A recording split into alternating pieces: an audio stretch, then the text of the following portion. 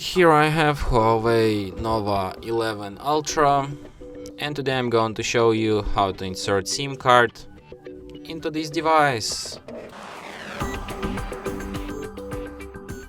So for this operation you will need this kind of tool, which will help you to eject the SIM card slot, which is located right here.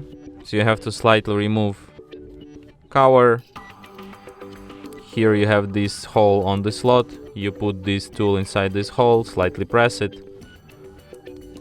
and the slot will pop out. So here on this side we have SIM 1 and on other side we have SIM 2. So let's insert SIM 1 and then put it back into device.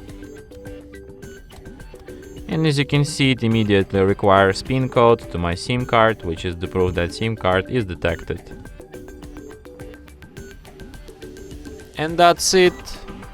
Thanks for watching. If you find this tutorial useful, don't forget to hit that like button and subscribe to our channel.